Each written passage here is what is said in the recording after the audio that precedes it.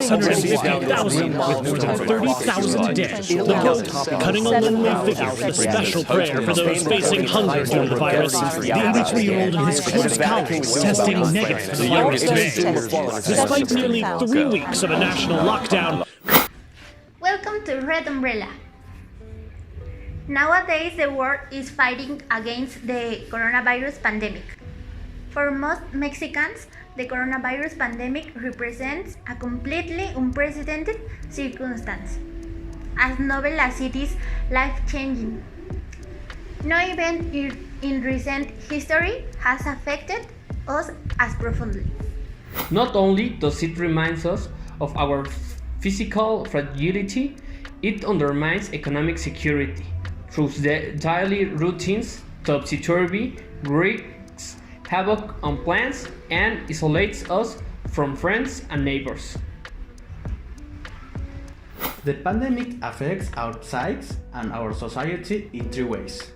It influences how we think, how we relate to others, and what we value. This crisis has induced with reaching uncertainty. We don't know what to think or how to make heads or tails of these completely unfamiliar circumstances. The combination of uncertainty and danger is a recipe for a severe worry. It feeds an intense desire for certainty, better known to psychologists as the need for cognitive closure. Rumors are circulated widely and cited upon uncritically. This is the time where steady, reassuring leadership is desperately needed. It is the time, too, when authoritative, confident direction is much preferred over flexible, laissez faire guidance. We need to be told what to do, plain and simple. This is not time for complex deliberations. When their need for closure rises, people become group-centric, which means they yearn for cohesion and unity. Patriotism is elevated, but so often is nationalism.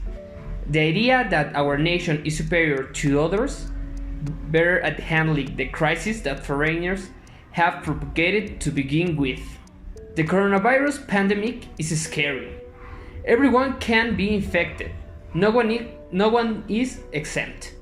No matter what your station in life, your status, power, or popularity, the virus still can get you. The possibility evokes an overriding sense of fragility and vulnerability. Ample research attests that with one's feeling of control and personal agency and if, such as in infancy, in sickness, or old age, one dependence of other rises. This prompts putting social relations at premium, straining one's attachment to others, boosting the appreciation of one's loved ones, family, and friends. Along with the growing attack to others comes a subtle shift in our morals. Communal values of cooperation, consideration, and caring are prioritized, whereas individualistic ones of prestige, popularity, and power lost some of their cachet. Our cultural ideals morph accordingly. In time of crisis, we celebrate and accord major significance to persons who serve communitarian values, extend a helping hand to others, sacrifice their self-interest for the common good, exhibit empathy and moral humanity. Fascination with fame and reach diminished, it takes a back seat to admiration for simple acts of kindness. The coronavirus pandemic alters who we are, affecting diverse facets of our psyche. Also, there are economic consequences. Here we are introducing them. In Mexico, both global financial institutions and private analysts have already lowered growth expectations for this year.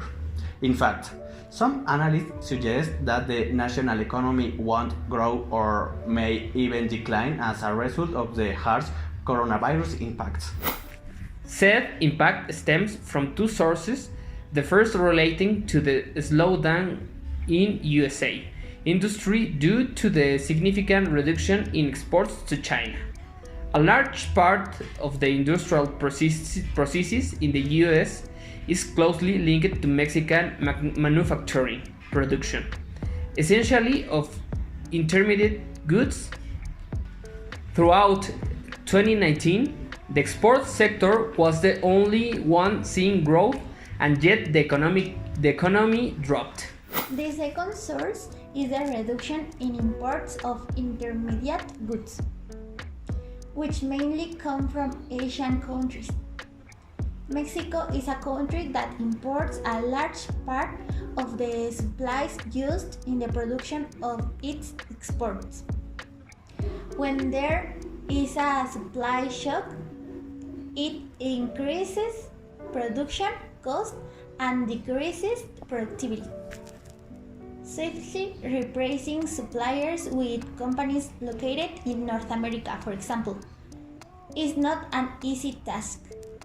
This scenario is already causing many countries to react with urgent measures to compensate for the economic slowdown. The first measure involves economic incentives, where most of the world's central banks are lowering interest rates to encourage consumption and investment. The Central Bank of Mexico will likely follow this cycle and lower its target interest rate by up to 75 percentage points. On the other hand, many countries are also preparing fiscal measures to stimulate the economy. For instance, in the US, cheaper credits are being set up for SME as well as the elimination of payroll taxes. Also, global financial institutions such as the World Bank, among others, are developing rescue packages. That's all. You have to take care about coronavirus. Please stay at home. See you on our next video. And if you want to check some recommendation about the coronavirus, you can check it on our channel. Please, again, stay at home.